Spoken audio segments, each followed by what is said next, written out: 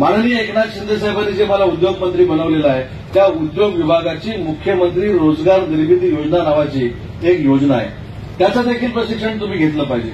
50 लाखापर्यंत मॅन्युफॅक्चरिंगचं कर्ज जर तुम्ही घेतलं तर त्यातले 35% आम्ही तुम्हाला देतो.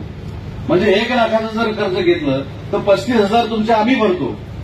ग्रामीण भागामधले 35,000 रुपये भरतो आणि दापोली शहरामधल्या एका युवकानं किंवा युवतीनं जर ते कर्ज घेतलं तर त्याचे 25% पैसे आम्ही भरतो.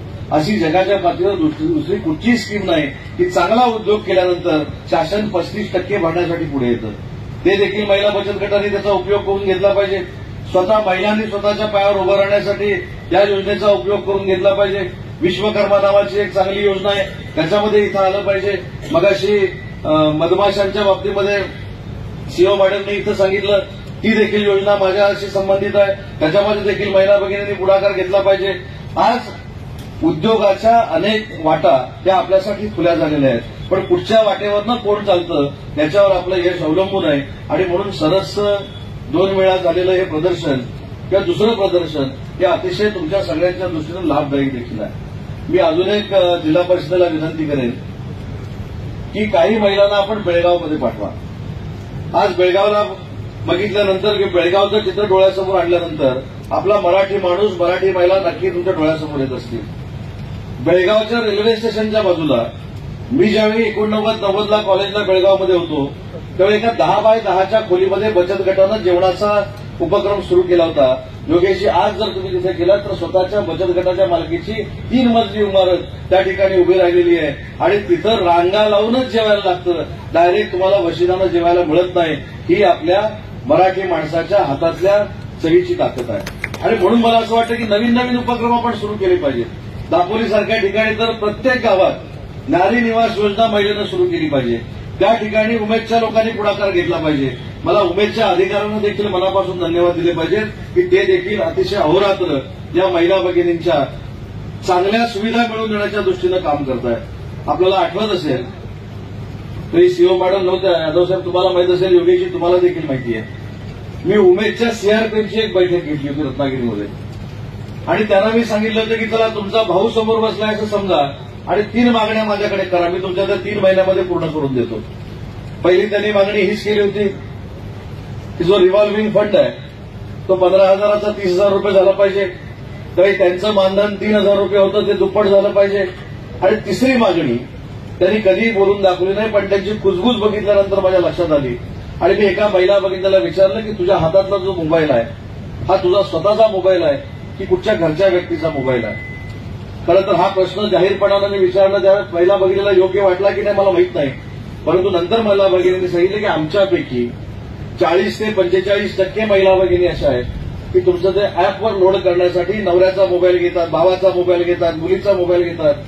ऑन दी स्पॉट मी निर्णय घेतला आणि महाराष्ट्रातले 2च जिल्हे असे ठरले की ज्या सीआरपीच्या हातामध्ये स्वतःच्या मालकीचा शासनानं दिलेला मोबाईल आहे की नाही. तर त्या सगळ्यांनी आमचंच बटन दाबलंय ना.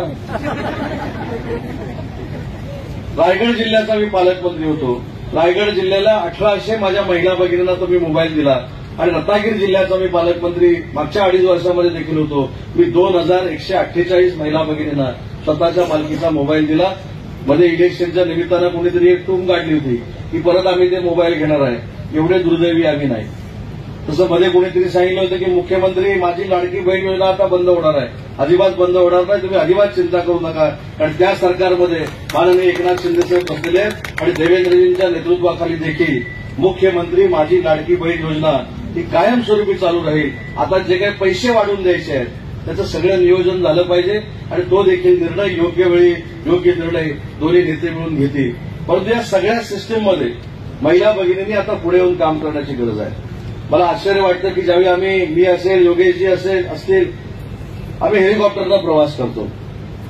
म्हणजे 2 वर्षापूर्वीपर्यंत योगेशजी मला माहित नव्हतं की मला विमानाचं पायलट महिला भगिनी आहे माहित होतं.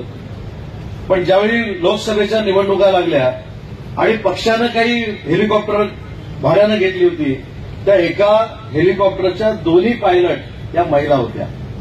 आणि मला असं वाटतं की जर आज महिला पायलट म्हणून काम करतायत, रेल्वेच्या ड्रायव्हर म्हणून काम करतायत, मेट्रोच्या ड्रायव्हर म्हणून काम करतायत, मोनोच्या ड्रायव्हर म्हणून काम करतायत, तर बचत गटामध्ये देखील एवढं आपण आधुनिक राहिलं पाहिजे. आपण स्वतः रेडीमेड गार्मेंटमध्ये आलं पाहिजे.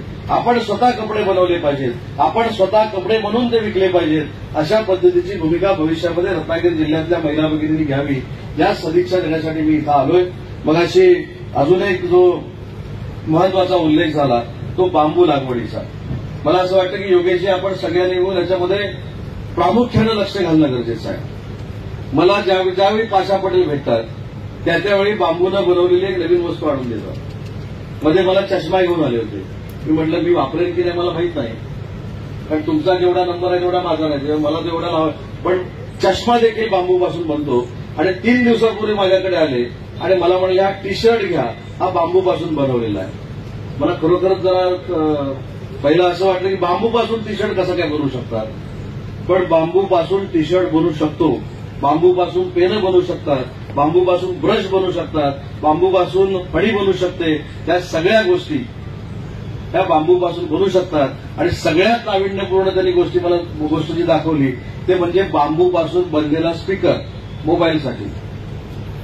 त्याच्यामध्ये काय होतं, काहीच नव्हतं. एक पोकळ बांबू आणला होता आणि त्याला 2-4 खिडक्या करून ठेवल्या होत्या आणि खाली बेस करून ठेवला होता. मी पाशाबाईला विचारलं हे काय बाबा, नाही म्हटले मोबाईलमध्ये गाणं लावा आणि फक्त त्याच्यात टाका. आश्चर्य वाटेल, डॉल्बीवर जशी गाणी वाजतात तशी त्या बांबूच्या त्या स्पीकरमध्ये गाणी वाजतात. ही किमया जर परभणीमध्ये होऊ शकते, ही किमया जर धाराशिवमध्ये होऊ शकते, तर माननीय एकनाथ शिंदे साहेबांनी हा देखील बांबू लागवडीचा निर्णय आपल्या जिल्ह्यामध्ये देखील घेतलेला आहे. त्याच्यावर देखील विविध उपक्रम, विविध उद्योग आपण तयार करू शकतो. आणि म्हणून जसं बेंगलोरला केलं तसं महाराष्ट्रातलं दुसरं एअरपोर्ट, महाराष्ट्रातलं पहिलं एअरपोर्ट ज्याचं फर्निचर बांबूचं असणार आहे ते एअरपोर्ट म्हणजे रत्नागिरी एअरपोर्ट ठरणार आहे. आणि त्याच्यासाठी देखील आपण सगळ्यांनी आता सुरुवात केली पाहिजे. त्याच्यामुळे महिलांनी आता पुरुषांच्या खांद्याला खांदा लावून काम करत असताना या सगळ्या आधुनिक बाबीकडे वळलं पाहिजे, अशी प्रामाणिकपणानं तुमचा भाऊ म्हणून माझी इच्छा आहे. आणि त्याच्यासाठी रत्नागिरी डीपीसीची अख्खी तिजोरी जरी खाली करावी लागली तरी पालकमंत्री म्हणून मी करायला तयार आहे. फक्त तुम्ही स्वतःच्या पायावर उभं राहा. कारण शेवटी रस्ते होत असतात, रस्ते होतात, साखर होतात, पाकाड्या होतात, सगळ्या गोष्टी होतात. परंतु ज्या महिलांनी कुटुंब चालवण्याचा निर्णय घेतलेला आहे, ज्या महिला शोषिक आहेत, आरोग्याकडे दुर्लक्ष करून आमचं कुटुंब चालवतात, त्या महिलांना स्वतःच्या पायावर उभं करण्यासाठी जे जे काही करावं लागेल ते पालकमंत्री या नात्यानं करायला मी तयार आहे. एवढीच या ठिकाणी मी विनंती करतो. आरोग्याची देखील काळजी महिला भगिनींनी अतिशय चांगल्या पद्धतीने घेतली पाहिजे.